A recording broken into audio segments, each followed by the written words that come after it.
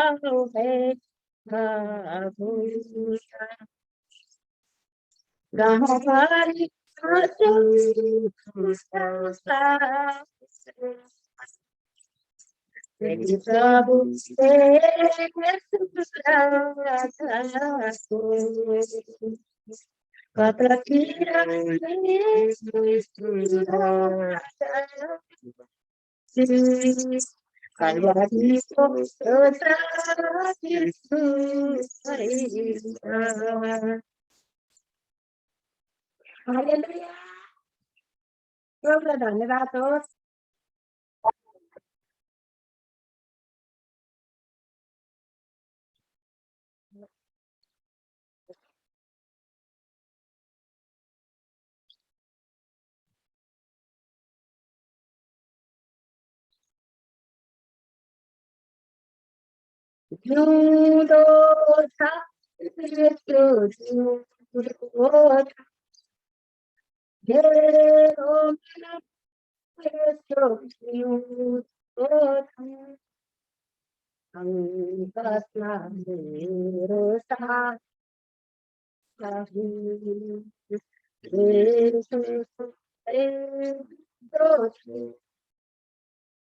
आजको वचन रहनेछ र विशेष गरेर हाम्रो लागि उद्धार दिनको लागि उहाँले कत्रो दुःख सहनु भएको छ भन्ने कुरा आज हामी फेरि पनि एकचोटि हामी सम्झिनेछौँ। किनकि हामीले उहाँलाई हामीले विश्वास गर्दै गर्दाखेरि यो भुलिनु कहिले पनि हामी हुँदैन। उहाँको कारणले, येशू ख्रीष्टको कारणले आज हाम्रो उद्धार आएको छ हैन। उहाँद्वारा मात्र हाम्रो उद्धारको बाटो खोलिएको छ। हामी व्यक्तिहरूले उद्धार पाउने योग्यका थिएन। कुनै पनि मुक्ति भन्ने कुराहरू मान्छेले नसोच्दा पनि हुन्थ्यो, तर उद्धार भएर उहाँ आउनुभयो, मुक्ति भएर उहाँ आउनुभयो, बाटो भएर उहाँ आउनुभयो। अनि उहाँले गर्नुभएका कुराहरूलाई जब आजको वचनले हामीलाई यसरी सम्झाउँछ कि उहाँ चाहिँ हाम्रो उद्धारकर्ता हुनुहुन्छ। हामी कतिजनाले धेरै वर्ष भयो होला हामीले विश्वास गरेको, अनि हामी कतिचोटि बिर्सन्छौँ यो अध्यायलाई पढ्नको लागि, हामी सम्झनको लागि। विशेष आज परमप्रभुले यो मौका दिनुभएको छ र हामी विशेष अब बस्नेछौँ र विशेष गरेर येशू ख्रीष्टको मृत्युको बारेमा हामी केही चर्चा गर्छौँ अनि उहाँलाई हामी धन्यवाद पनि दिन्छौँ। हाम्रो लागि उहाँ उद्धार भएर आउनु भएको छ, मुक्ति भएर आउनु भएको छ, हाम्रो उद्धार भएर आउनु भएको छ भनेर परमप्रभुलाई धन्यवाद पनि दिनेछौँ। र यहाँनिर सुरुमा 27 अध्यायको 1 पददेखि त्यहाँ सुरु गर्दाखेरि त्यहाँ शीर्षक दिएको छ यहुदा इस्करियोतको मृत्यु। अनि यो यहुदा यहाँलाई थाहा छ, यहुदा भनेको एउटा चेला नै हो। मलाई अचम्म लागेको कुरा चाहिँ मलाई अचम्म एउटा कुरो लाग्छ हैन, अहिले जति पनि स्वर्ग र नरकको दर्शन देखेर आउनुभएका व्यक्तिहरूको हामी गवाही सुन्छौँ भने कतिजनाले सुन्नु भएको छ अनि कतिजनाहरूले सुन्नु भएको छैन। सुन्नु पनि होला, त्यसले पनि हामीलाई धेरै आशिषित बनाउँछ। परमप्रभुसँग हामीलाई भेट्न निकै त्यसले पनि गवाही, कसैले दिएको गवाहीले पनि हामीलाई धेरै सहयोग गर्छ। र त्यहाँनिर सुन्दै गर्दाखेरि चाहिँ उहाँहरूले हिन्दू व्यक्तिहरू भेटाको कहिले पनि कुरा गर्नु हुँदैन हैन। नरकमा चाहिँ हिन्दूहरू धेरै छ भनेर कहिले पनि भनेका कुराहरू हामी पाउँदैनौँ। उनीहरू छन् होला, तर जब कि उनीहरूले चाहिँ जब पनि भेटाउँछन् कि विश्वास गरेका भाइ-बहिनीहरू हैन, विश्वास गरेका सेवक-सेविकाहरूलाई भेटाएँ। विश्वास गरेका मानिसहरूलाई मैले त्यहाँनिर देखेँ यस्तो दण्ड पाइरहेको भनेर उनीहरूले कतिचोटि वर्णन गरेका छन्। अनि यहाँ पनि यहुदा इस्करियोती पनि येशूकै चेला हैन, येशूसँगै हिँडेको व्यक्तिले येशूलाई धोका दिएको छ हैन, येशूकै वचन सुनेको हैन। हामी त धेरै वर्ष भयो उहाँको वचनहरू कसैले कसैलाई सुनाउँदै, कसैले कसैलाई सुनाउँदै आज हामीमा आइपुगेको कारणले हामीले सुनेका छौँ हैन। उहाँको वचन पढेर हामीले बुझ्ने भएका छौँ। तर येशूकै मुखबाट सुनेका चेलाले येशूलाई कति धेरै धोका दिएको छ। अनि त्यो कुराहरू हामी हेर्नेछौँ र हामी केही ज्ञानहरू सिक्नेछौँ आजको पत्रबाट। 27 अध्यायको 1 पदले भन्दछ, बिहान सबेरै सबै मुख्य पुजारी र जनताका धर्मगुरुले यीशुलाई मृत्युदण्ड दिने भने उहाँको विरुद्धमा सरसल्लाह गरे। अनि तिनीहरूले उहाँलाई बाँधेर लगेर हाकिम पिलातस कहाँ सुम्पिदिए। तब उहाँलाई पक्रने यहुदाले उहाँमाथि दण्डाज्ञा भएको देखिकन पछुतो गर्यो र मुख्य पुजारी र धर्मगुरुहरूलाई चाँदीका 30 सिक्का फिर्ता दिन लाग्यो र भन्यो, मैले निर्दोष मानिसलाई धोका दिएर पाप गरेको छु। र तिनीहरूले भने, हामीलाई के मतलब, तैँले आफै जान। तब चाँदीका ती सिक्काहरू मन्दिरमा फ्याँकेर त्यो गयो र त्यसले झुन्डेर आत्महत्या गर्यो। तर मुख्य पुजारीहरूले चाँदीका 3 सिक्का लिएर भने, 30 सिक्काहरू लिएर भने, ढुकुटीमा त्यो राख्न उचित छैन, किनकि त्यो रगतको मोल हो। तिनीहरूले आपसमा सल्लाह गरेर त्यस पैसाले परदेशीहरू दफन गर्न कुमालेको जमिन किने।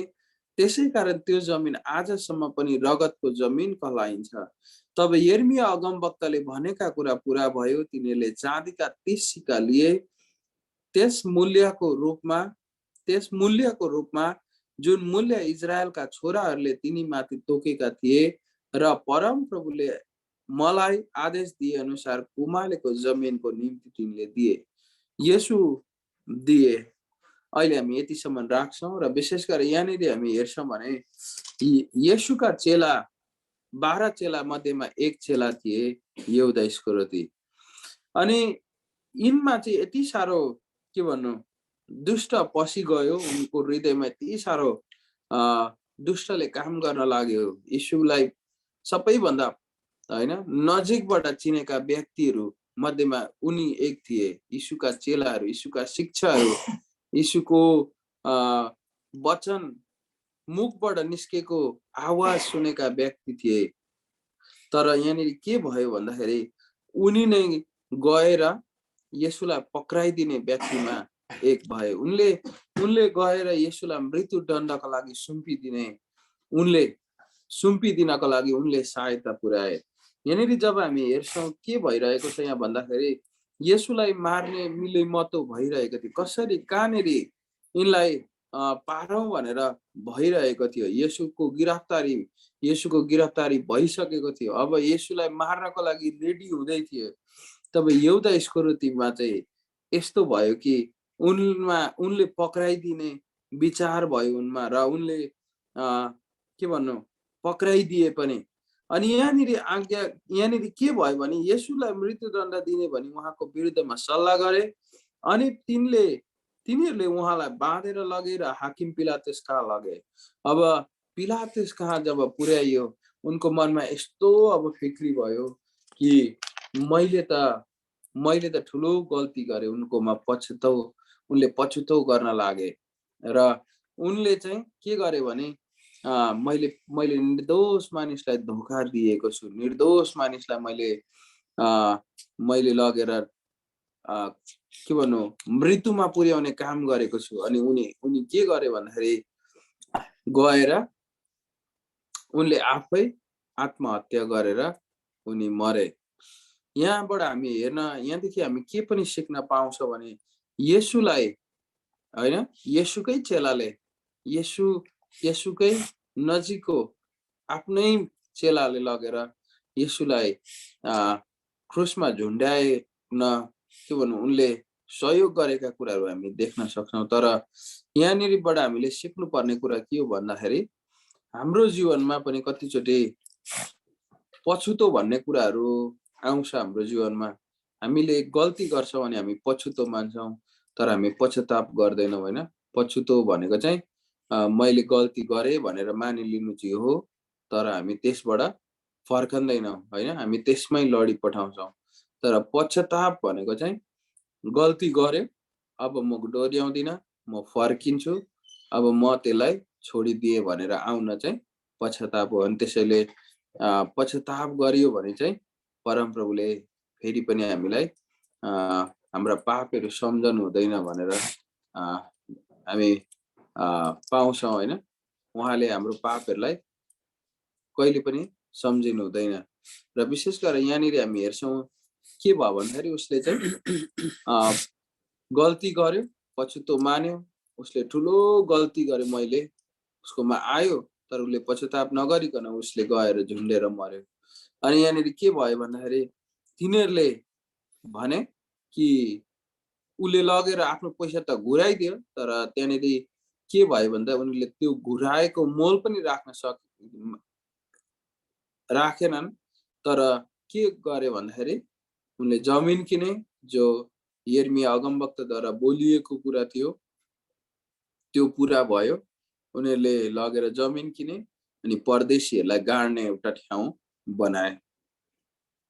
यहाँनिर हामी हेर्न सक्छौँ कि येशूले हाम्रो लागि उद्धार गर्नको लागि चाहिँ आफ्नो प्राण समेत पनि बाँकी नराख्नु भएका कुराहरूलाई अहिले हामी यहाँ पढ्दै जानेछौँ।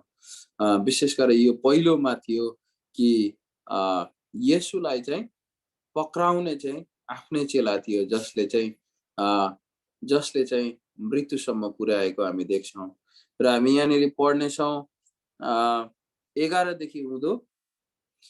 येशूले हाकिमको सामु उभिनु भयो र तिनले येशूलाई सोधे, के तिमी यहुदीहरूका राजा हौ? येशूले भन्नुभयो, तपाईँ नै त्यसो भन्नुहुन्छ। अनि मुख्य पुजारी र धर्मगुरुले उहाँलाई दोष लगाए, तर उहाँ केही जवाफ दिनु भएन।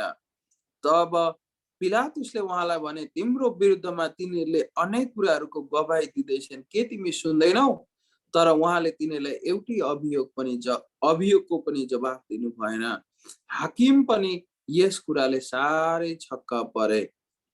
यहाँनिरबाट पनि हामी के बुझ्न सक्छौँ भन्दाखेरि मैले चाहिँ यहाँबाट हामी येशूको मृत्युलाई त विशेष आज फोकस दिएर हेर्दैछौँ भने हामी कतिचोटि चुप लाग्नु नै बेस हुन्छ भन्ने कुरा पनि हामी हाम्रो मुक्तिदाता येशू ख्रीष्टबाट पनि हामी बुझ्न सक्छौँ। हामी कतिचोटि हामी मान्छेलाई हामी प्रस्ट्याउन खोज्छौँ, मैले गरेको होइन यो भनेर होइन, यो कुरा गलत हो भनेर हामी कतिचोटि प्रस्ट्याउन खोज्छौँ होला। आफू सही देख्नको लागि हामी कतिचोटि तर्कहरू ल्याउन खोज्छौँ होला अगाडि, तर हामी कतिचोटि चुप लाग्यो भने पनि यहाँनिर हेर्छौँ भने उहाँबाट हामी के सिक्न सक्छौँ भने अहिलेलाई यस्तै हुन दिन दियो, तर सही चाहिँ पछाडि प्रकट हुन्छ होइन। उहाँको जीवनबाट हामी त्यो देख्न सक्छौँ। अभियोग लगाउने व्यक्तिहरूलाई पनि उहाँले केही जवाफ दिनु भएन, किनकि भन्दाखेरि त्यो समय चाहिँ उनीहरूको थियो होइन। परमेश्वरको समय र उनीहरूको समय छुट्टा छुट्टै छ, तर त्यो मानिसहरूले त्यो गर्नु पर्थ्यो, किनकि त्यो अवस्थाबाट जानु नै हाम्रो लागि मुक्ति थियो, उद्धार आउँथ्यो। अनि मानिसहरूले त्यो गर्नको लागि उनीहरूले के गरे भन्दाखेरि अभियोग लगाए। उनीहरूले भएको नभएको यो यहुदाहरूका राजा अरे होइन, एउटा राजाको अगाडि गएर चाहिँ यो यहुदाहरूका राजा हो भन्दा कति धेरै रिस उठ्छ होला होइन। उहाँलाई त्यस्तो अभियोग लगाएका छन् होइन।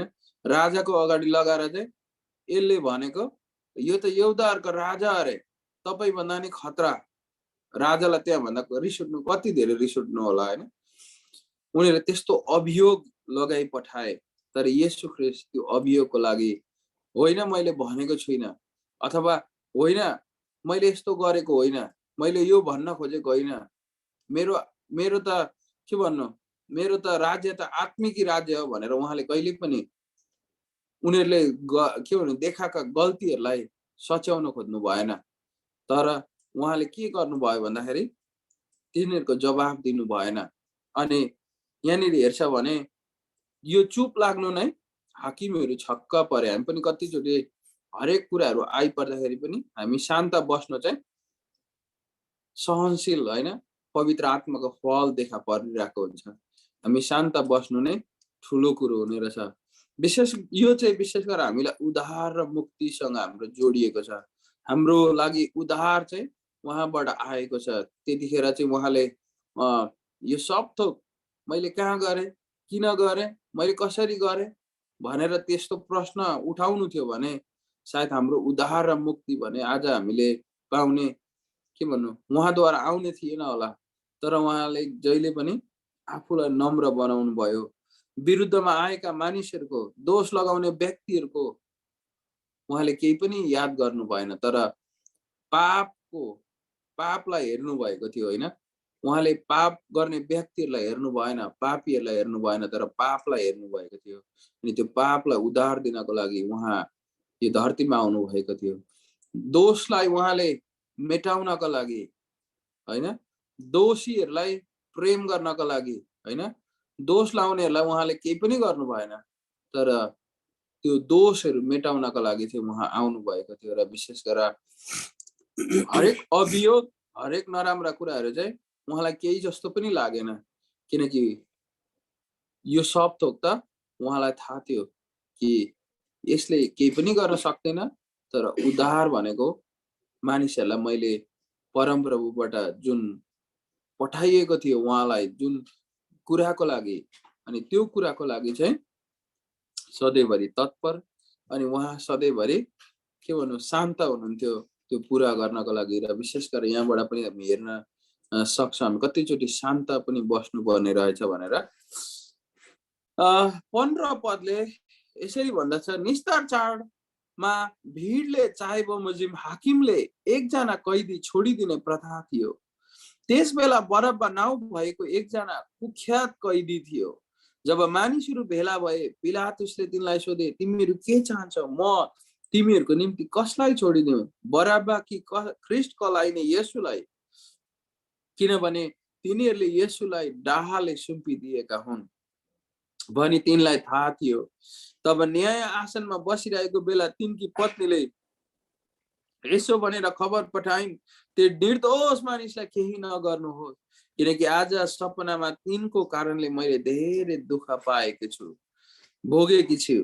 तर मुख्य पुजारी र धर्मगुरुले बरब्बालाई छोडिदिने र येशूलाई मृत्युदण्ड दिने माग गर्न भनी मानिसहरूलाई सुर्याए। हाकिमले फेरि तिनीलाई सोधे, यी दुईमा कुन चाहिँलाई म तिमीहरूको निम्ति मुक्त गरिदिउँ भन्ने तिमीहरू चाहन्छौ? तिनीहरूले भने बरब्बालाई। पिलातुसले तिनीलाई भने, तब ख्रीष्ट कलाइने येशूलाई चाहिँ म के गरौँ त? तिनीहरूले सबैले जवाफ दिए, त्यो क्रुसमा टाँगियोस्। तिनले भने, किन? तिनले के अपराध गरेका छन्? तब तिनीहरू अझ बढी यसो भन्दै चिच्याए, त्यो क्रुसमा टाँगियोस्। तर केही सिप नलागेको देखेर बरु खैला बैला मचिन्छ भन्ने डरले पिलातुसले पानीले भिडको सामु आपसमा हात धोएर भने, तिमीहरू आफै जान, यस मानिसको रगतदेखि म निर्दोष छु। सबै मानिसहरूले जवाफ दिए, उसको रगत हामी र हाम्रा सन्तानहरूमाथि परोस्। तब तिनले तिनीहरूका निम्ति बरब्बालाई छोडिदिए र येशूलाई कोर्रा लगाएर क्रुसमा टाँगिनलाई सुम्पिदिए। यहाँनिर हामी हेर्छौँ भने यहाँ के भइरहेको छ भन्दाखेरि भिड थियो, निस्तार चाड थियो। एकतिर मानिसहरू निस्तार चाडको लागि तयार भइरहेको थिए। यो हामी निस्तार चाड हामी पुरानो नियममा हेर्छौँ, हामीलाई थाहा छ निस्तार चाड के हो भनेर। अनि निस्तार चाडको समय थियो, अनि निस्तार चाडको समयमा चाहिँ त्यहाँनिर के भइरहेको छ, मानिसहरू होइन धेरै भइरहेका थिए, खैला बैला भइरहेका थिए, मानिस चाडहरू मनाउनका लागि आइरहेका थिए, भेला हुँदै थिए, येशूलाई टाङ्ने कुराको लागि मिलिमत्तो भइरहेको थियो। अनि यहाँनिर के हुँदैछ भने अब चाडको समयमा चाहिँ एउटा अपराधीलाई चाहिँ उसको कैदलाई क्षमा गरिदिने कुराहरूलाई त्यो चलनमा थियो। अनि त्यतिखेर चाहिँ पिलातुसले चाहिँ अब येशू ख्रीष्टलाई अगाडि त ल्याए, मैले त यिनमा केही पनि दोष भेटाउँदिन, यिनको गल्ती कुनै पनि छैन, म त यिनलाई छोड्न चाहन्छु भनेर उसको हृदयमा हामी पढ्दै जान्छौँ भने उनको हरेक बोलेको शैलीबाट हामी हेर्न सक्छौँ। उसको उसको श्रीमतीले पनि भनेकी छिन्, मैले यी मानिसको खातिर मैले गल्ती कुनै पनि भेटाएको छैन, यिनी निर्दोष मानिस हुन्, यिनको गल्ती मैले केही पनि देखेको छुइनँ।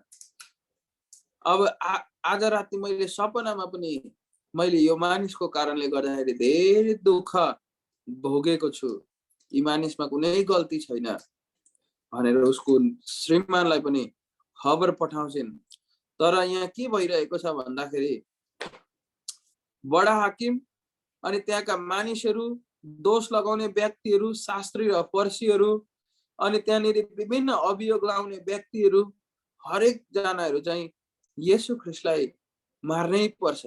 येशू ख्रीष्ट हामीलाई थाहा छ, मत्तीको किताब अस्ति हामीले पढ्दै आएदेखि पनि त्यहाँनिर व्यवस्थाका यो शास्त्री र फरिसीहरूले हरेक ठाउँ ठाउँमा उहाँको गल्ती खोजिरहेका थिए हैन। अनि त्यही गल्तीहरूलाई भेटाउनका लागि उनले धेरैवटा अभियोगहरू लिएर आएका थिए। अनि अघि भन्दै थिए यहुदाहरूका राजा हैन, त्यो पनि उनका अभियोग थियो। अनि त्यसरी नै अरू अरू अभियोग, यसले मन्दिरलाई 3 दिनमा लडाउँछ अरे, यसले 3 दिनमा बनाउँछ अरे हैन। अनि अनि यस्ता धेरै अभियोगहरू लगाएका थिए। अनि यहाँनिर आइपुग्दाखेरि के भयो भन्दाखेरि चाहिँ कि मुख्य पुजारीलाई के अरे पिलातुसले चाहिँ अब एउटालाई छोड्न दिने विचार गरेका थिए, तर बरब्बालाई चाहिँ छोडिदिन दिनुहोस्, बरु हामी त्यो हाम्रो लागि सही हुनेछ, तर येशूलाई चाहिँ छोड्नु मिल्दैन, किनकि यिनलाई चाहिँ क्रुसमा टाङ्नै पर्छ। यिनी चाहिँ के भन्नु, त्यो शास्त्री र फरिसीहरूले उनको धेरै ठुलोहरू के भन्नु मन नपर्ने कुराहरू येशूले भनिदिइसक्नु भएको थिए। उनीहरू कस्ता मान्छेहरू थिए भनेर अस्ति हामीले मत्तीको किताबमा हामीले पढिरहेका थियौँ। यी कस्ता व्यक्तिहरू, चिहान जस्ता हैन, बाहिर टिलिक्क परेका देखाउने व्यक्तिहरू, हरेक कुरा दिने व्यक्तिहरू, तर भित्र भने कंगाल जस्ता व्यक्तिहरू, यी व्यक्तिहरू। अनि येशूले यस्ता कुराहरू भन्दै गर्दाखेरि उनीहरूको हृदयहरू चाहिँ यति धेरै चोट पुगेको थियो, किनकि सत्यतालाई देखाउँदाखेरि उनीहरूको हृदयहरू चाहिँ उनीहरूको के भन्नु पाखण्डीपनाहरूलाई देखाउँदै गर्दाखेरि चाहिँ येशूलाई मन पराएका थिएनन्। अनि यहाँनिर आएर भन्छन् कि बरब्बालाई नै छोडिदिनु पर्छ, बरब्बालाई नै छोडिदिनु पर्ने। अनि येशूलाई चाहिँ के गरौँ त भन्दाखेरि त्यो चाहिँ टाँगिनै पर्छ, त्यो चाहिँ टाँगियोस् भनेर उनको चाहना हुन्छ। अनि उनले भन्दछन् मैले त अपराध त केही गरेको भेटाइन, यी व्यक्तिले त भन्दै गर्दाखेरि चाहिँ ती व्यक्तिहरूले भन्छन् कि यी व्यक्ति हामी केही चाहदैनौँ, हामी केही जान्दैनौँ, यी व्यक्तिलाई चाहिँ क्रुसमा हामीले चढाउनै पर्छ, क्रुसमा मारिनै पर्छ, टाँगिनै पर्छ। अनि अब त्यो समयमा के भइरहेको छ भन्दाखेरि अब भिड यति साह्रो तातेको छ, यति धेरै तातेको छ कि अब रोक्न छेक्न अब नसक्ने अवस्थामा छ भिडलाई। अब भिडले जे पनि गर्न सक्छ। अब त्यहाँ एकछिन पिलातुस बोल्यो भने सायद पिलातुसको राजदरबार पनि त्यहाँनिर भत्किन्थ्यो होला। तर भिडको डरले गर्दाखेरि यहाँ के भयो भने हात धोएर आफ्नो हात धोए उनले भन्छन् कि यो मानिसको रगतको दोष चाहिँ मलाई नलागोस्, म निर्दोष छु, मैले उनलाई दोष लगाएको छुइनँ, यो अपराध चाहिँ मलाई नलागोस् भनेर उनले हात धुन्छन् पानीमा। अनि त्यहाँदेखि जिम्मा दिई पठाउँछन्। अनि ती मानिसहरूले भन्छन् कि उनको दोष सबै हामीमा परोस्, हाम्रै सन्तानमाथि परोस् हैन।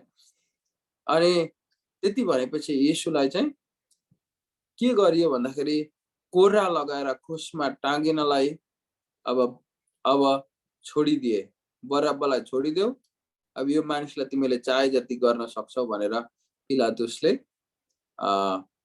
के भन्नु उनीहरूको हातमा सुम्पिदिए। यो सबै भन्दै गर्दाखेरि विशेष यो आज बेलुका मैले अघि नै भने यो हाम्रो उद्धार र मुक्तिसँग जोडिएको कुरा छ। हाम्रो लागि उद्धार दिनको लागि उहाँले के चाहिँ गर्नु भएन हामीले आज विशेष धन्यवाद दिनुपर्छ। अहिले यो पढ्दै गर्दाखेरि यो अहिले यत्रो घटना घटुन्जेलसम्म कतिले उहाँलाई हिर्काइसकेको थियो होला, कतिजनाले गाली गरिसकेको थियो होला, कतिजनाले चोटको आवाजहरू होइन हामी हेर्न सक्छौँ। एउटा कुनै पनि व्यक्तिलाई यसरी पक्रियो भने कति नराम्रो गाली शब्दहरू प्रयोग गर्छन् मान्छेले होइन, कति धेरै नराम्रो। यहाँनिर पढ्दै गर्दाखेरि चाहिँ त्यो नराम्रो शब्दहरूलाई यहाँ लेखिएको छैन, यसले यस्तो भन्यो अरे, उसले उस्तो भन्यो अरे भनेर लेखिएको छैन। के घटना घट्दैछ त्यो मात्र लेखिएको छ। तर यसको बीचमा पनि हामी हेर्न सक्छौँ उहाँलाई कस्तो कस्तो भन्ने होला, कस्तो कस्तो शब्द भन्ने होला होइन। यहाँबाट हामीले हेर्न सक्छौँ यो चाहिँ हाम्रो उद्धारको लागि थियो, हाम्रो लागि, हाम्रो मुक्तिको बाटो खुलाउनको लागि उहाँले कत्रो गर्नुभएको छ। उहाँ कति धेरै अपमानित हुनुभयो हाम्रो लागि, उहाँ कति धेरै हाम्रो लागि घृणित हुनुभयो, हाम्रो लागि उहाँले के चाहिँ गर्नु भएन होइन। मानिसहरूले दोष नभेटाउँदा पनि यो दोषी हुनै पर्छ, यो दोषी नै हो भनेर कत्रो गिल्ला होइन, कत्रो घिनलाग्दो शब्दहरू सुन्नु परेको थियो होइन। घिनलाग्दा कुराहरूलाई अँगाल्नु भयो हाम्रो दोषको लागि उहाँले। र विशेष गरेर हामी अर्कोमा जानेछौँ 27 पदमा येशूको अपमान। अब यति धेरै अपमान गर्छन् होइन, यो अपमान गर्ने शब्दहरू हामीलाई सुन्नु मन पर्दैन होइन। कसैले हाम्रो पछाडि कुरा गर्यो भने हामीलाई यति धेरै मन पर्दैन। अघि येशू चुप लाग्नु भएको थियो, अब हामी यहाँ पनि हेर्छौँ येशूको स्वभावहरूलाई हामी हेर्छौँ। अपमान हुँदा हामी कस्तो हुनुपर्छ होइन, अपमानमा पनि हामी कसरी बस्नुपर्छ होइन, यो कुराहरू हामी सिक्नेछौँ। अनि विशेष गरेर येशूको अपमानलाई हेर्दै गर्दाखेरि हामीले यहाँनिर हामी पनि नजिकै बसेर हेऱ्यौँ भने हामीले थाहा पाउँछौँ उहाँको अपमान गर्दै गर्दाखेरि कतिजना आएर थुक्यो होला, उहाँको अपमान गर्दै गर्दाखेरि कतिजना मान्छेहरू आएर हिर्कायो होला, उहाँको अपमान गर्दा गर्दै कतिजना मान्छेहरू आएर कस्तो नराम्रो नराम्रो शब्दहरू प्रयोग गर्यो होला होइन। हामी यहाँनिर बुझ्न सक्छौँ। 27 पदले भन्दछ तब हाकिमका सिपाहीहरूले येशूलाई महलमा लगे र जम्मै पल्टनलाई उहाँको सामने भेला गराए। तिनीहरूले उहाँको वस्त्र फुकालेर उहाँलाई लाल वस्त्र लगाइदिए, तिनीहरूले काँडाको मुकुट गाँथेर उहाँको शिरमा लगाइदिए, उहाँको दाहिने हातमा निगालो दिए र उहाँको सामुने घुँडा टेकेर उहाँलाई यसो भन्दै गिल्ला गरे, हे यहुदीहरूको राजा प्रणाम। तब तिनीहरूले उहाँलाई थुके र त्यो निगालो लिएर उहाँको शिरमा हिर्काए। उहाँको गिल्ला गरिसकेपछि तिनीहरूले त्यो वस्त्र फुकालिदिए र उहाँले आफ्नै वस्त्र पहिरेर उहाँलाई क्रुसमा झुन्ड्याउन लगे। यहाँनिर हेर्छौँ भने त्यो समयमा चाहिँ राजा अथवा ठुलो ठुलो पदमा भएकाहरूले लाल वस्त्र होइन, मलमलका वस्त्रहरू लगाउने काम गर्दथे त्यो समयमा। जबकि हामी उनीहरूको पोसाक हेर्छौँ भने सबैभन्दा महँगो के भन्नु, उनीहरूलाई राज खानदानले लगाउने पोसाकहरू लगाइन्थे त्यो समयमा। अनि येशूको वस्त्रलाई निकाले। अब यहाँ के हुँदैछ भन्दाखेरि येशूलाई अब महलमा लगे होइन, महलमा लगे अनि पल्टनहरू भेला भए, मानिसहरू, आर्मीहरू, सैनिकहरू त्यहाँनिर भेला भए र तिनीहरूले उहाँको वस्त्र फुकाले होइन। अब विचार गर्नुहोस्, साधारण रूपले उहाँको वस्त्र फुकालेनन् होला, मान्छेको बीचमा उहाँलाई कसरी चाहिँ फुकाल्दै होला, लुगा खोल भनेर कस्तो नराम्रो शब्दहरू भन्यो होला होइन। र तिनले उहाँको वस्त्र फुकालेर चाहिँ अब लाल वस्त्र लगाइदिए। अब यो लाल वस्त्र, यो वस्त्रहरू चाहिँ विशेष गरेर हामी हेर्छौँ भने ठुलो ठुलो अफिसरहरूले, ठुलो ठुलो पदाधिकारीहरूले लाउने वस्त्र थियो। अनि यो वस्त्र लाउनुको एउटै थियो, उहाँको अपमानलाई जनाउँथ्यो। उहाँको यो लाल वस्त्र चाहिँ कसले लगाउँथे, पिलातुस जस्तो होइन, बडा हाकिमहरूले लगाउँथे यो लाल वस्त्रहरू चाहिँ। तर उहाँको अपमान गर्न, यो यहुदाहरूको राजा हो भनेर भन्न देखाउनको लागि चाहिँ त्यो लाल वस्त्र लगाइयो। अब उहाँलाई चाहिँ के गरिन्थ्यो, अब मुकुट दिनु पर्थ्यो, तर उनले के गरे, काँडाको मुकुट लगाइदिए हैन। श्रीपेश दिनको साटो उनलाई के दियो? काँटाको मुकुट दियो। अनि त्यो लगाइदिएर चाहिँ अब दाहिने हातमा निगालो पनि दिए र यसो भन्दै भने अब गिल्ला गर्न लागे, यहुदेहरूका राजा अब तँलाई चाहिँ प्रणाम छ भन्दै मानिसहरूले भन्न लागे। अनि अब त्यति मात्र भनेनन्, अब उहाँलाई थुक्न पनि लागे र निगालो लिएर उहाँको शिरमा हिर्काए। अब विचार गर्नुहोस् कस्तो भयो होला, काँडाको मुकुट लगाएको माथि चाहिँ ड्याम दिँदा कस्तो भयो होला हैन। काँडाले कस्तो कति धेरै रगत बग्यो होला उहाँको हैन। काँडाको मुकुट लगाएको छ अनि माथिबाट निगालोले चाहिँ लाखा भनेर हिर्काइदिँदा कस्तो भयो होला उहाँको टाउकोबाट हैन। अहिले त हामीलाई सानो चोट पर्दाखेरि हाम्रो टाउकोमा चाहिँ अलिकति केही भयो भने हामी मर्छौं हैन।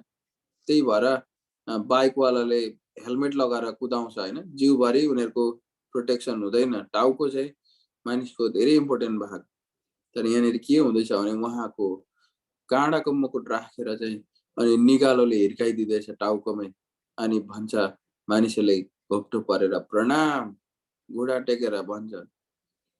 तर यहाँनिर के हुँदैछ भने यति गरेर मात्र भएन, गिल्ला गरिसकेर पनि वस्त्र फुकालेर आफ्नै वस्त्र अब पहिलाकै वस्त्र लगाएर अपमान गरिसकेर अब क्रुसमा झुन्डाउनका लागि लगिँदैछ येशूलाई। हामीले विचार गरौँ हाम्रो लागि उद्धार गर्नका लागि उहाँले के चाहिँ गर्नु भएन हैन। हामीलाई मुक्ति दिनका लागि उहाँले के चाहिँ गर्नु भएन। हाम्रो लागि उहाँले के चाहिँ सुम्पिनु भएन। के चाहिँ थोक हाम्रो लागि राख्नु भयो बाँकी। के चाहिँ उहाँलाई कमी भयो अपमानको हैन। त्यसैले उहाँले भन्नुहुन्छ परीक्षामा पर्नेहरूलाई परमप्रभुले परीक्षामा पर्दाखेरि सहायता गर्नुहुन्छ, किनकि उहाँ आफै त्यो परीक्षामा भएर जानु भएको छ। उहाँलाई थाहा छ के हो परीक्षा भनेर, उहाँलाई के हो दुःख भनेर उहाँलाई थाहा छ हैन। उहाँको अपमान यति धेरै गरियो। हामी सायद त्यहाँ छेउमा हुनु थियो भने यहाँनिर भरे धेरैजनाले जसले येशूको गिल्ला हेरिरहेका थिए, हेर्न नसकेका कुराहरू हामी हेर्न सक्छौँ, रुएका कुराहरू देख्छौँ। उनीहरूलाई धेरै अगाडिदेखि पछ्याइरहेका थिए धेरैजनाहरूले। र यो अपमान गर्नुभन्दा अगाडि नै यहुदा इस्करियोती त के गर्यो? आत्महत्या गर्यो। येशूको बिजोग देखेर, अपमान देखेर, घिनलाग्दो कुराहरू देखेर उनले आत्महत्या गरेर मर्यो। मैले ठुलो गल्ती गरेँ, यो चाहिँ मैले गर्नु हुन्थेन भनेर। र विशेष गरेर हामी अझै हामी पढ्नेछौँ क्रुसमा येशू भनेर त्यहाँनिर छ। जाँदै जाँदै तिनीहरूले सिमोन नाउँ भएको कुरेनीको एकजना मानिसलाई भेटाएर तिनीहरूले उहाँको क्रुस पोक्न कर लगाए। जब तिनीहरूले गलगथा भन्ने ठाउँमा आइपुगे जसलाई खोपडीको स्थान भनिन्छ, तब तिनीहरूले उहाँलाई पित्त मिसाएको दाखमत पिउन दिए र उहाँले चाखेर त्यो पिउनु भएन। तिनीहरूले उहाँलाई क्रुसमा टाँगेपछि चिट्ठा हालेर उहाँको वस्त्रमा आपसमा बाडे। तब त्यहाँ बसेर तिनीहरूले उहाँलाई पहरा दिन लागे। येशू यहुदाहरूका राजा भन्ने उहाँको विरुद्धको दोष पत्र तिनीहरूले उहाँको शिरदेखि मासतिर टाँसिदिए। उहाँसँग दुईजना डाकुहरू क्रुसमा झुन्डिएका थिए, एउटा उहाँको दाहिनेपट्टि अर्को देब्रेपट्टि।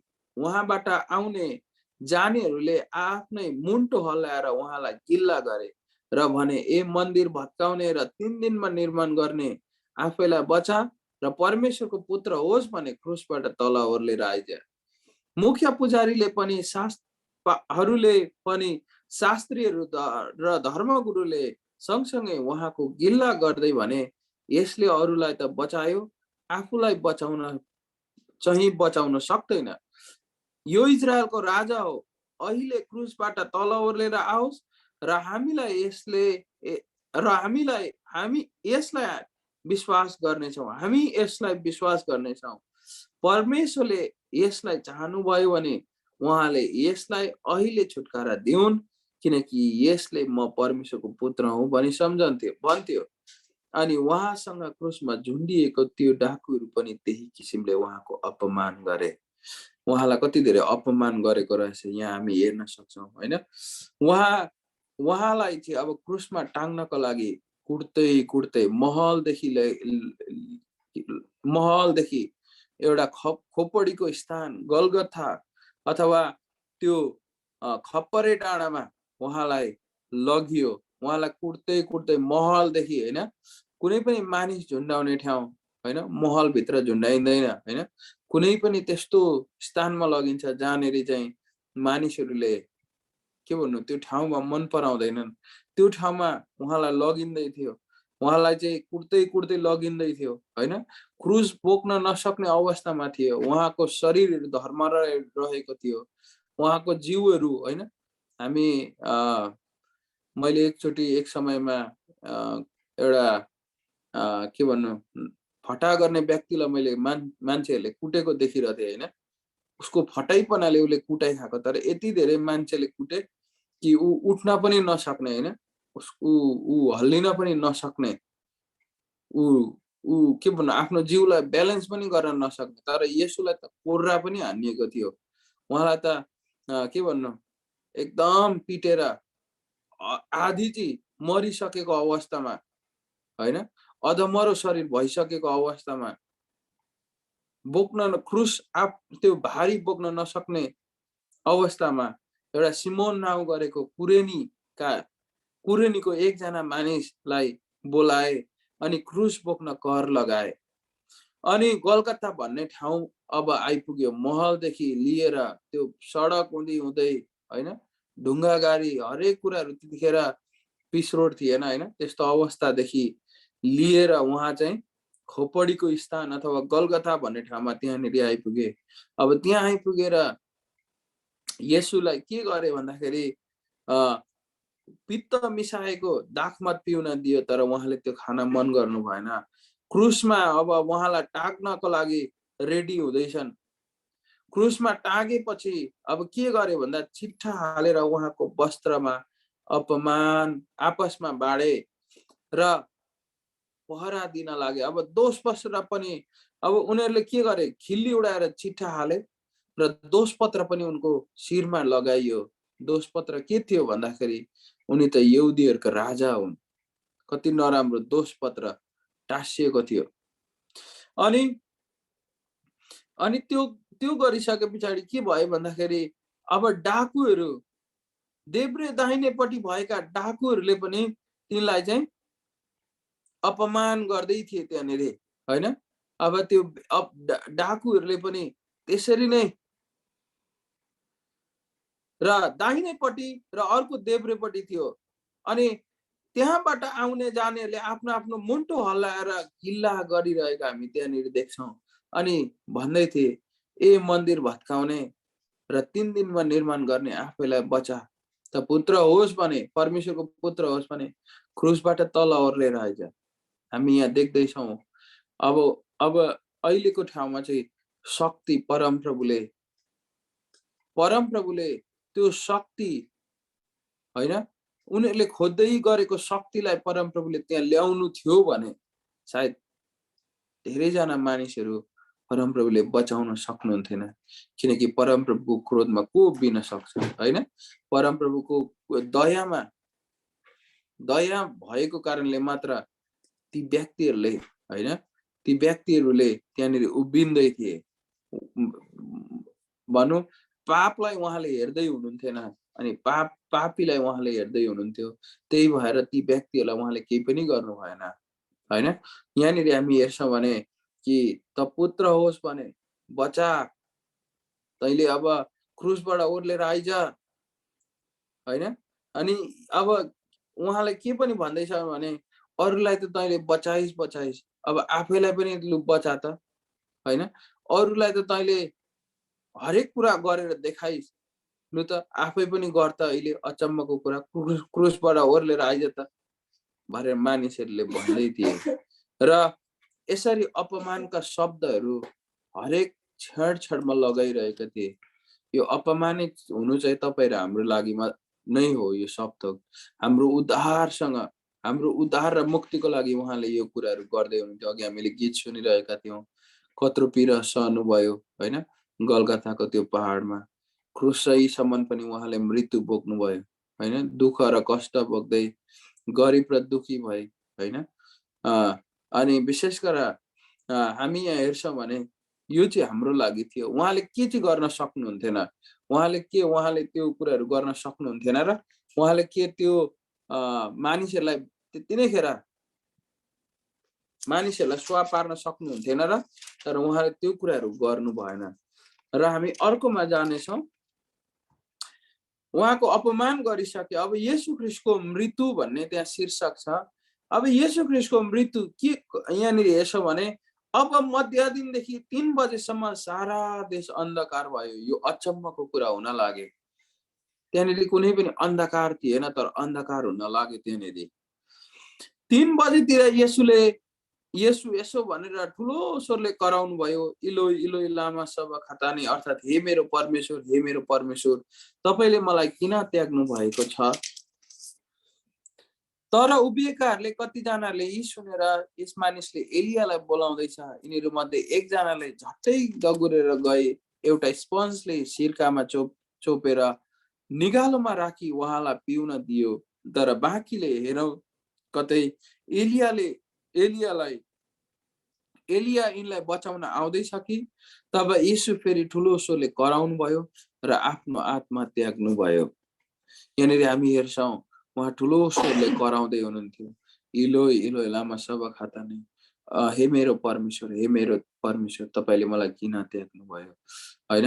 परमेश्वरले पनि उहाँलाई हेर्न सक्नु भएन। हाम्रो पापलाई ढाक्नको लागि त्यो पापलाई हेर्दै हुनुहुन्थ्यो। पुत्रलाई उहाँले हेर्दै हुनुहुन्थेन, पापलाई हेर्दै हुनुहुन्थ्यो। अनि त्यो पापको खातिर आफ्नो पुत्र येशू ख्रीष्टलाई पनि उहाँले हेर्न सक्नु भएन। अनि उहाँले भन्नुभयो कि मलाई किन त्याग्नु हुँदैछ मेरो पिता। अनि उहाँले आफ्नो प्राण त्यति नै खेर त्याग्नु भयो। कतिजनाले भन्न लागे यो त सहयोग पो माग्दैछ त एलियासँग, कतै एलिया आएर सहयोग गर्छ कि। तर उहाँले भन्दै हुनुहुन्थ्यो, मेरो पिता मलाई मद्दत गर्नुहोस्, मलाई किन त्याग्नु हुँदैछ तपाईँले। अनि यो चाहिँ हाम्रो, मैले फेरि सम्झाउँदैछु, हाम्रो उद्धारसँग छ। विशेष गरेर उहाँले हामीलाई उद्धार दिनको लागि यो सब त गर्नुभएको छ। अनि त्यसै घडी मन्दिरको पर्दा टुप्पादेखि फेदसम्म 2 भाग गरेर च्यातियो र जमिन काम्न लाग्यो, चट्टानहरू फुटे, चिहानहरू उग्रिए, सुतिएकाहरू धेरै सन्तहरू मृत शरीरहरू जीवित भई उठे र तिनीहरूले चिहानबाट निस्किएर मृतकबाट येशूको पुनरुत्थान भएपछि तिनीहरूले पवित्र शहरमा प्रवेश गरेर धेरै कहाँ देखा परे। अचम्मको काम भयो, येशूको मृत्यु भयो। येशूको मृत्युले त्यहाँ अचम्मको काम ल्याएको छ। आजको दिनमा पनि यदि हामी उहाँको मृत्यु र पुनरुत्थानमा हामी विश्वास गर्छौँ भने हाम्रो उद्धार हुनेछ। हालेलुया। र विशेष गरेर यहाँनिर अचम्मको कुरा भयो, येशूको मृत्यु त्यहाँनिर भयो अनि संसारले नदेखेको कुराहरू हुन लागे। त्यहाँनिर मन्दिरका पर्दाहरू फाट्न लागे अनि जमिनहरू काम्न लागे, चट्टानहरू फुट्न लागे, चिहानहरू उग्रिन थाले, सुतिगाहरू अब उठ्न लागे अनि चिहानहरूबाट निस्किन लागे अनि हरेक कुराहरू हुन लाग्यो अनि मानिसहरूका अचम्मको कामहरू देखा पर्न लाग्यो। यदि हामी उहाँको मृत्युमा विश्वास गर्छौँ भने परमप्रभु पनि आज जीवित हुनुहुन्छ, उहाँले अचम्मको कुरा गर्न सक्नुहुन्छ। हाम्रो उद्धार उहाँबाट आउँछ, उद्धार र मुक्ति उहाँबाट आउँछ अनि उहाँले त्यो अचम्मको कुरा आज पनि गर्न सक्नुहुन्छ। जबकि हामी उहाँको उद्धार र मुक्तिमा, उहाँको मृत्युमा विश्वास गर्छौँ भने उहाँले हाम्रो जीवनबाट पनि अचम्मका कुराहरू, नसोचेका कुराहरू गर्न सक्नुहुन्छ। यहाँनिर जब हामी हेर्छौँ 54ले भन्दछ, जब कप्तान र तिनीसँग येशूलाई रुङ्नेले भूकम्प र त्यहाँ भएका घटना देखे तब अति भयभीत भएर तिनीहरूले यसो भने, साँच्चै नै नि परमेश्वरका पुत्र रहेछन्। हालेलुया।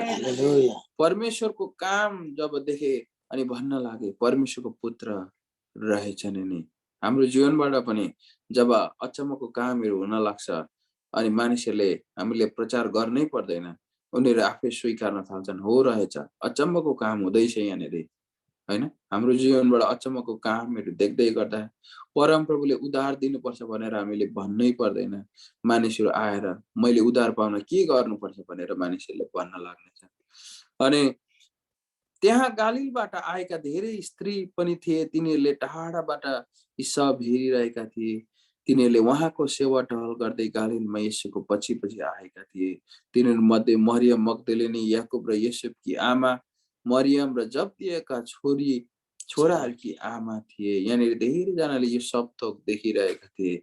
येशूको मृत्युदेखि लिएर, मानिसहरूको गवाहीदेखि लिएर, उहाँको उद्धारदेखि लिएर हरेक कुराहरू उनीहरूले हेरिरहेका थिए। उनीहरूको यात्राहरू धेरै थिए। गालीलदेखि लिएर अहिले गलगथासम्म यो सब थोक यी अहिले यहाँ नाम उच्चारण गरेको छोरीहरूले धेरैवटा देखिरहेका थिए। येशूको दफन भन्ने शीर्षक छ। अब येशूको अन्तिम चरणमा आउँदैछौँ। अब हामी साँझ परेपछि अरिमाथियाका योसेफ नाउँ भएका एकजना धनी मानिस थिए। तिनी स्वयं येशूका चेला थिए। तिनले पिलातुस कहाँ गएर येशूको मृत शरीर मागे। पिलातुसले सो तिनलाई दिन हुकुम गरे। योसेफले मृत शरीरलाई लिएर सफा मलमलको कपडाले बेरे र तिनले चिहानमा खोपेर बनाएको आफ्नै नयाँ चिहानमा त्यो राखे र चिहानको मुखमा एउटा ठुलो ढुङ्गा गुडाइदिए र तिनी गए। चिहानको सामने मरियम मग्दलिनी र अर्की मरियम पनि बसिरहेका थिए। यहाँनिर के हुँदैछ भने एउटा व्यक्ति छ योसेफ नाउँ गरेको, जसले चिहान आफ्नो लागि किनिसकेको थियो। यो ठाउँमा पनि त्यसै गर्छन् मान्छेले। आफू मर्नुभन्दा अगाडि नै आफ्नो परिवारलाई दुःख नहोस्, आफ्नो सन्ततिलाई दुःख नहोस् भनेर उनीहरूले अगाडि नै चिहान किनेर राख्ने काम गर्छन्। उनीहरूले जवान छँदै गर्दाखेरि हैन। र त्यसरी नै त्यो समयमा पनि त्यस्तै थियो कि योसेफले आफ्नो मृत शरीरलाई चाहिँ राख्नको लागि किनेको एउटा स्थान थियो। त्यही ठाउँमा येशूलाई लगेर राख्नको लागि पिलातुसले सँग मागे र उनलाई त्यो दिने हुकुम पाए अनि लगेर उनले राखे। तर यहाँ के हुँदैछ भन्दाखेरि मानिसहरूको अविश्वास छ अनि भन्दैछन् कि हामी यहाँदेखि 62 देखि हामी पढ्नेछौँ। भोलिपल्ट अर्थात् तयारीको दिन भोलिपल्ट मुख्य पुजारी र फारसीहरू पिलातुस कहाँ भेला भए र भने, हजुर हामीलाई याद छ कि त्यस ठगाले जिउँदो छँदा 3 दिनपछि म फेरि उठ्नेछु भनेको थियो। अब कस्तो नराम्रो शब्द भनेछन्। त्यो त ठगा हो। त्यो ठगाले चाहिँ भनेको थियो म उठ्छु भनेर। अब हामीले के गर्ने? यसलाई पहरादार दिनुपर्छ, यसको चिहान हेरौँ हामी त्यहाँ गएर अब के हुँदो रहेछ। यसकारण तेस्रो दिनसम्म त्यो चिहान सुरक्षित राख्नलाई हुकुम गर्नुहोस्, नत्र त त्यसका चेलाहरूले आएर त्यो चोरेर लैजालान् र त्यो मरेका जीवित भई उठ्यो भनेर मानिसहरूलाई भन्नेछन् र त्यो पछिल्लो धोका पहिलो भन्दा अझै नराम्रो हुनेछ। पिलातुसले तिनीहरूलाई भने, तिमीहरूले आफ्नै पहरा छँदैछ, जाऊ तिमीहरूले सकेसम्म सुरक्षित राख। तब तिनीहरू गएर ढुङ्गामा मोहर लगाए र पहरादारहरू खटाएर चिहानमा सुरक्षित राखे। योसेफले जसै चिहानमा लगेर राखेका थिए, मानिसहरूले सोचिरहेका थिए अब यो व्यक्तिलाई चोरेर लान्छन् र हामी धोकामा पर्छौँ। अनि त्यहाँनिर के भयो भन्दाखेरि उनीहरूले मोहर लगाउन आफ्नो सरकारलाई पिलातुसलाई गएर भने, सुरक्षित राख्नका लागि पल्टनहरू पठाउन सुरु गरे। अनि त्यहाँनिर हामी हेर्छौँ भने अन्तिममा गएर जस्तो भने त्यस्तै भएको छ। अब हामी विशेष 28 अध्यायमा भोलि या पर्सि हामी पढ्नेछौँ। संसारको कुनै पनि ढुङ्गा, पहरा अथवा सैनिक अथवा हरेक कुराले उहाँलाई कहिले पनि छेक्दैन। उहाँलाई केहीले पनि छेक्न सकेन, किनकि परमप्रभु हाम्रो परमेश्वर जीवित परमेश्वर हुनुहुन्छ। संसारलाई सृष्टि गर्नलाई केले छेक्न सक्छ हैन, केले रोक्न सक्छ। एउटा गीत छ हैन, मैले अन्तिम गरेँ। एउटा गीत छ, त्यो गीतले के भन्छ, एउटा अंग्रेजी गीतले, कसले भन्यो यो समुद्रलाई त यहाँदेखि चाहिँ नागेर नआइज है भनेर कसले भन्यो होला हैन। त्यो समुद्र त्यहाँदेखि पनि निक्लेर आउँदा त हुन्थ्यो नि हैन। तर परमप्रभुले सिमाना तोकिदिनु भएको थियो, यो छ यो ठाउँदेखि त निक्लेर आउन नआइजाए, यदि आइहाल्यो भने पनि के गर्छ, फर्केर फेरि त्यही ठाउँमा जानुपर्छ ऊ, किनकि परमप्रभुले राखिदिनु भएको छ बाउन्ड्री। कसले भन्यो जुनलाई त यहाँसम्म मात्रै आउन सक्छस् पृथ्वीको, यहाँदेखि त आउन पाउँदैनस् है। कसले भन्यो संसारलाई त घामको वरिपरि चाहिँ यतिको स्पिडमा यतिकोमा त घुम्न सक्छस् भनेर कसले भन्यो होला, होइन? अनि त्यो गीतको अन्तिमले यसरी भन्दछ, मलाई थाहा छ मेरो उद्धारक जीवित हुनुहुन्छ, अनि आज पनि त्यसरी नै चलाइरहनु भएको छ त्यो प्राकृतिक नियमलाई, होइन? हामी एकछिन सोचौँ, संसार चाहिँ टक्क 1 सेकेन्ड चाहिँ झ्याप्पै ब्रेक लाग्यो, गाडीको ब्रेक लाग्यो चाहिँ झ्याप्पै ब्रेक लाग्नु थियो भने कति मान्छेहरू चाहिँ मर्थ्यो होला, होइन? संसार यति स्पिड दौडिन्छ अरे, होइन? मैले अस्ति पढ्दै थिएँ, संसारको स्पिड चाहिँ यति स्पिड दौडिन्छ अरे, हामीलाई थाहा हुँदैन, संसार यति छिटो कुद्छ अरे। त्यो स्पिड मैले अहिले मेरो दिमागले मैले अहिले बिर्सी गएँ, तर यति स्पिड कुद्छ अरे। हामी संसार चाहिँ 1 सेकेन्ड रोकिनु भने संसारबाट मान्छेहरू चाहिँ के भन्नु ध्वस्त हुन्छन्, मान्छेहरू त्यति स्पिड कुद्छ संसार चाहिँ। तर परमप्रभुले त्यसलाई कन्ट्रोल गर्नु भएको छ, होइन? अनि परमप्रभुले ठिक समयमा ऋतुहरू परिवर्तन गरिदिनुहुन्छ। एक ऋतु नआउनु थियो भने के हुन्थ्यो, होइन? यो मान्छेलाई जाडै समय मात्रै राखिदिउँ अथवा गर्मी समय मात्रै राखिदिउँ अथवा घामै नलगाइदिउँ भन्दा कस्तो हुन्थ्यो। तर परमप्रभु आज जीवित हुनुहुन्छ। हाम्रो उद्धार ल्याउनको लागि उहाँलाई जेसुकै गरे पनि हाम्रो परमप्रभुले आज हाम्रो उद्धार गर्नुभएको छ। कलवरीमा झुन्डिने ख्रीष्ट यीशुले हाम्रो उद्धार गर्नुभएको छ र विशेष हामी परमप्रभुलाई धन्यवाद दिनुपर्छ। मान्छेहरूले के चाहिँ गरे होला, तर परमप्रभुले हाम्रो उद्धार दिनको लागि आफैलाई क्रुसमा समेत पनि उहाँले कहिले पनि नाइ नास्ति भन्नु भएन। र विशेष यतिमा राख्दै बिदा हुन्छु। पास्टर आमालाई यस समय जय मसीह।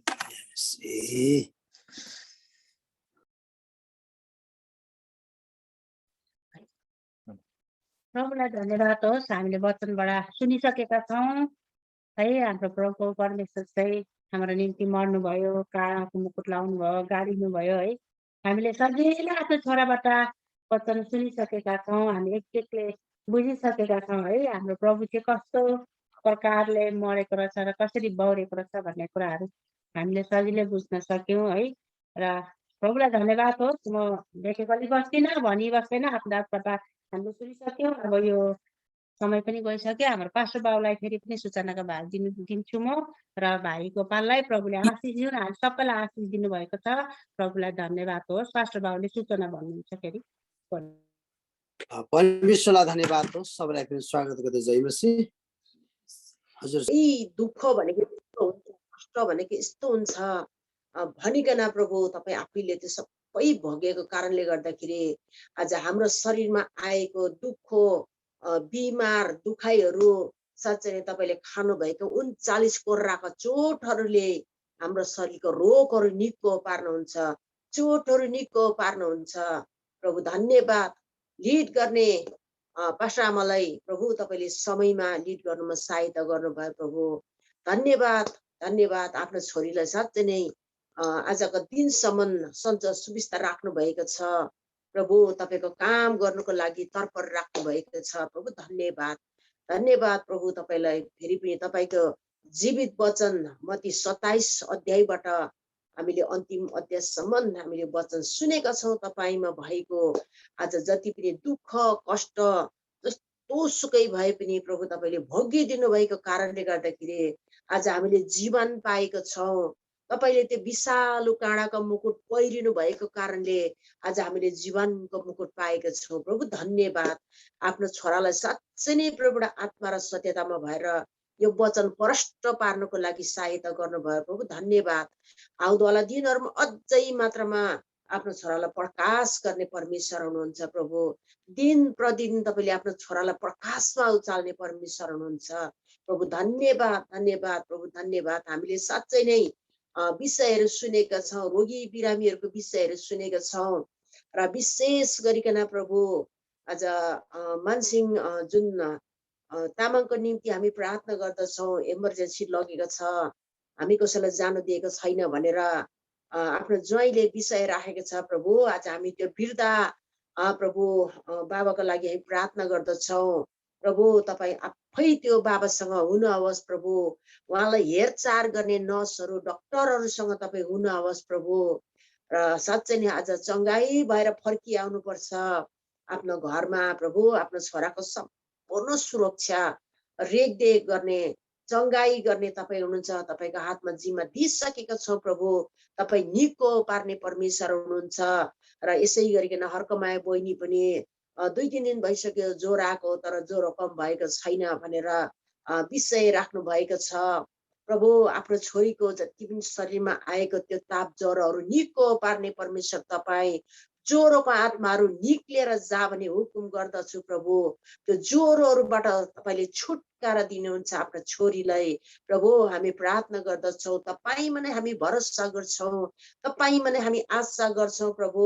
त्यो छोरीलाई निको पार्ने परमेश्वर तपाईँ हुनुहुन्छ। ओ प्रभु, तपाईँले निको भएर फेरि पनि तपाईँलाई धन्यवाद दिन सक्ने आफ्नो छोरीलाई बनाउने परमेश्वर हुनुहुन्छ प्रभु। र जति पनि एकजना आमाले आफ्नो नातिको विषय राख्दै थियो र 7-8 वर्षको नाति छ भनेर हामीलाई बिचमा राखेको छ विषय। र जति पनि उहाँ तर्सिने प्रभु आज त्यो नानी भइरहेको छ प्रभु। तपाईँले निको पार्नुहुन्छ त्यो नानीलाई। के भएको छ दुष्टताको अन्धकारको युक्ति योजना, भूत प्रेतको युक्ति योजनाहरू नासरत यीशुको नाउँमा हामी त्यो नानीलाई चङ्गाइको घोषणा गर्दछु, छुटकाराको घोषणा गर्दछु। त्यो नानीलाई मिठो निन्द्रा दिने परमेश्वर हुन्छ। नानी सुत्ने कोठा कमरा बेडहरूमा यीशुको रगत लाउँदछु, यीशुको रगत लाउँदछु। त्यो नानीलाई मिठो निन्द्रा दिने परमेश्वर तपाईँ। ओ प्रभु, तपाईँमा सबै कुरा हामी भरोसा राख्छौँ, आशा राख्छौँ, विश्वास राख्छौँ। किनभने आज सानो सानो कुराहरू पनि हामी तपाईँमा राख्दछौँ। तपाईँ नै हाम्रो बाउ हुनुहुन्छ, तपाईँ नै हाम्रो परमेश्वर हुनुहुन्छ। यसकारण हामीले राखेको हरेक विषयहरू तपाईँ सुनेर उत्तर दिने परमेश्वर हुनुहुन्छ। र क्यानाडाबाट जति पनि मार्था त्यो आमाले पनि आफ्नो बुहारीको विषयमा प्रभु आज हाम्रो बुहारी पनि बिरामी छ भनेर विषय राख्नु भएको छ। त्यो बहिनीलाई जति पनि आज शरीरमा भएको रोग बिमारहरू निको पार्ने परमेश्वर तपाईँ हुनुहुन्छ। चङ्गाई छुटकारा गर्ने परमेश्वर तपाईँ हुनुहुन्छ। खाइरहेको मेडिसिनहरूमा तपाईँको रगत लाउँदछु प्रभु। आज हे पिता परमेश्वर, त्यो मेडिसिनले प्रभु त्यो छोरीको शरीरमा जति पनि खोकीका आत्माहरू छ निस्केर जा भने हुकुम गर्दछु प्रभु। र हे पिता परमेश्वर, त्यो छोरी साँच्चै नै निको हुनुपर्छ, चङ्गाई हुनुपर्छ। ओ प्रभु, हामी तपाईँको चरणमा राख्दछौँ प्रभु। धन्यवाद। आज यहाँ मात्रै होइन, आज विभिन्न कन्ट्रीहरूमा, विभिन्न ठाउँहरूमा ओ प्रभु आज यो रोग बिमारहरू फैलिरहेको छ। तर पनि प्रभु साँच्चै नै आजको दिनसम्म जस्तो सुकै अवस्थामा आज पेलिनु परे तापनि, दुष्टको युक्ति योजना भए तापनि, तर प्रभु तपाईँको जनहरू सफल भएको छ प्रभु, सफल भएको छ। तपाईँले सफल बनाउनु भएको छ प्रभु। धन्यवाद छे प्रभु, धन्यवाद। जति मैले विषयहरू छुटाएँ भने मलाई क्षमा गर्ने परमेश्वर हुनुहुन्छ। र प्रभु जति पनि प्रभु रोगी बिरामीहरू छ प्रभु, आज विभिन्न कन्ट्रीमा भएको तपाईँको जनहरू, तपाईँको छोराछोरीहरू मण्डली बिरामीहरू छ, तर पनि तपाईँ निको पार्ने परमेश्वर हुनुहुन्छ प्रभु।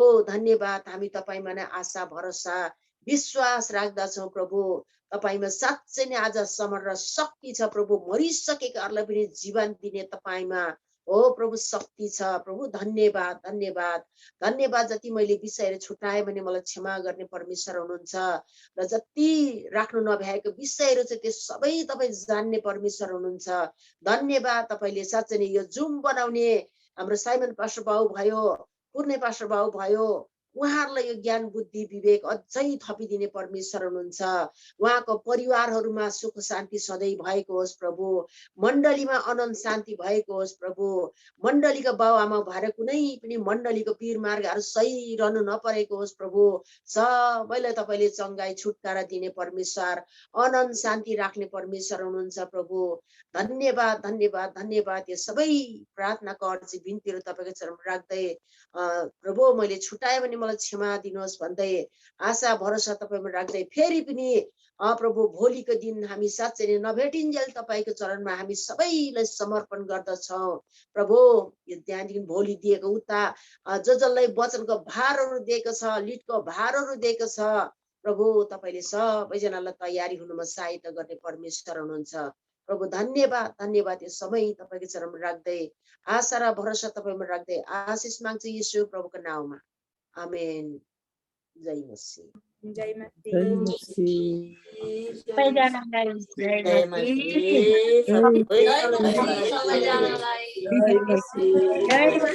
मसीह। शुभ रात्रि। जय मसीह।